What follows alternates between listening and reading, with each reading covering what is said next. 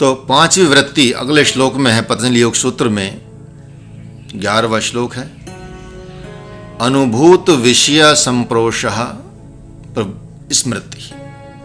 अनुभूत विषय संप्रोषः स्मृति अर्थात अनुभूत किए हुए अर्थात जाने हुए विषय का पुनः पुनः चित्त में प्रकट हो जाना, आना स्मृति है। जो भी आपने जाना है वही बात बार बार याद आ रही है, यही स्मृति दोष रूप है। इन 4 वृत्तियों को आपने जाना और यही बार बार आपके मानस पटल पर घूमती रहती है। अब यह कहकर महर्षि ऐसा कह रहे हैं कि आपका चित्त इन 5 रूपों में तो ऐसा ही दिखाई पड़ रहा है, फिर आपका रूप क्या है? इन 5 दोषों से रहित है आपका रूप जिसे दृष्टा अथवा साक्षी आत्मा कहा जाता है।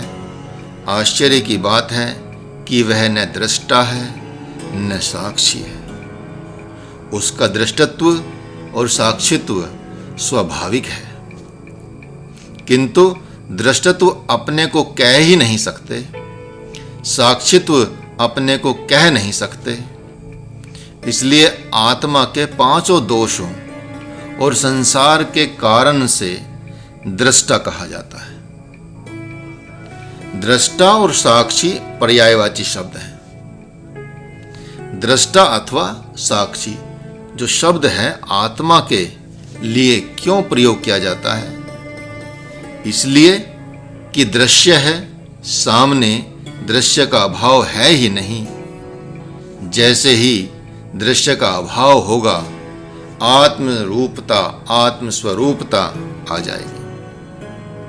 वहां अपने आप से देखना, सुनना, विचार करना है।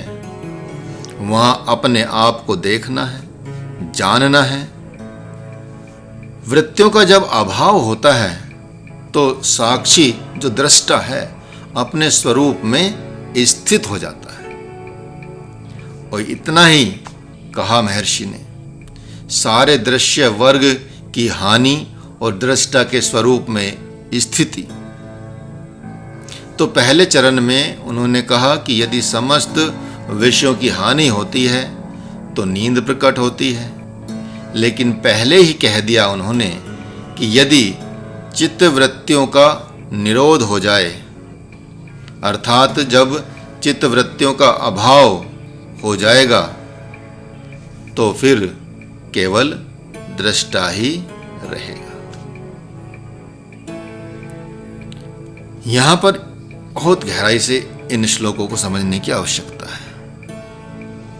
इसलिए एक थोड़ी सी कहानी आपको सुनाते हैं जिससे आपको दृष्टत्व का पता चल जाएगा।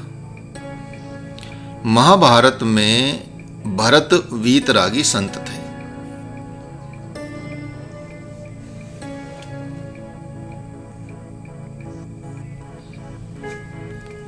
एक कहानी सुनाते हैं आपको जिससे दृष्टत्व का पता चल जाएगा। महात्मा भरत वीतरागी संत थे।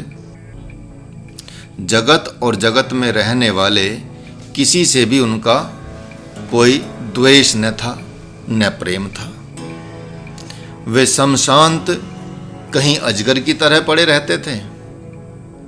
व्यवहार छूट गया था। कोई आकर दे देता तो मस्ती से खा लेते थे। शरीर बहुत स्वस्थ था, कोई चिंता नहीं थी, और कोई चिंता न होने से शरीर तो स्वस्थ हो ही जाएगा। उसी समय कोई तांत्रिक अपने तंत्र को सिद्ध करने के लिए नर बलि देना चाहता था। उसे या तो राजा चाहिए था या संत चाहिए था।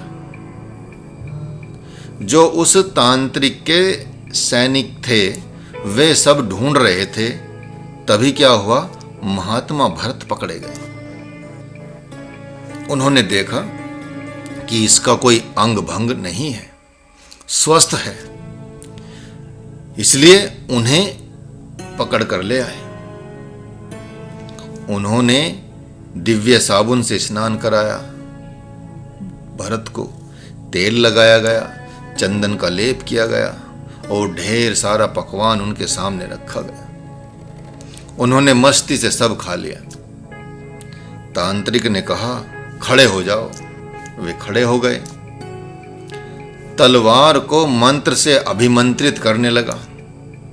फिर भी वे समशांत खड़े थे, अपने आत्म स्वरूप में स्थित थे। उसने बार बार देवी को याद किया और जैसे ही उन पर तलवार से प्रहार करने चला, वैसे ही भगवती प्रकट हो गई, जिन्हें काली भी कहा जाता है। काली ने उनके खड़ग को छीन लिया, फिर उसे नचा नचा कर मारने लगी।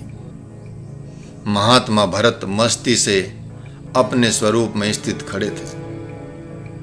जब वह तांत्रिक तलवार लेकर उन्हें मारने चला था तो वे अप्रसन्न नहीं थे, और जब भगवती काली ने तांत्रिक को मारा तो वे प्रसन्न नहीं थे।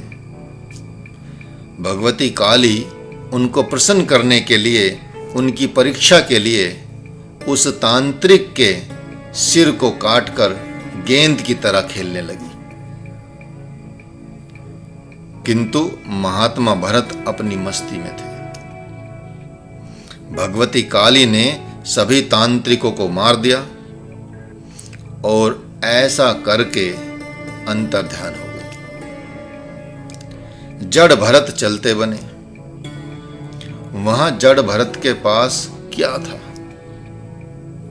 देवी आई तो भी उन्होंने कुछ कहा ही नहीं।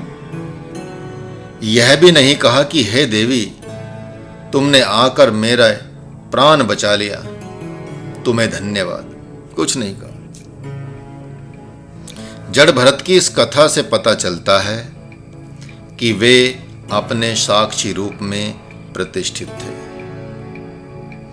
इससे यह सिद्ध होता है कि दृष्टा के अतिरिक्त सब वृत्ति रूप है। तांत्रिक भी उनके लिए वृत्ति रूप था, काली भी उनके लिए वृत्ति रूप थी, और वे जो खा रहे थे वह भोजन भी वृत्ति रूप ही था, तथा शरीर की जो स्थिति है, शरीर भी वृत्ति रूप ही था। तो गीता जी में कहा भी है कि यह जगत ब्रह्म का चित्त रूप है, जिसमें मनुष्य, पशु, पक्षी, कीट पतंगे आदि वृत्तियां हैं। ब्रह्म को न चित्त से लेना देना है, न चित्त की वृत्तियों से लेना देना है। तो यहां इस महत्व को आप समझ गए होंगे, साक्षी पने को आप समझ गए होंगे, साक्षित्व को आप समझ गए होंगे, दृष्टा पने को आप समझ गए होंगे, दृष्टा का सिद्धांत आप समझ गए होंगे। इस स्वरूप में स्थित होना योग की पराकाष्ठा है या योग का उद्देश्य है।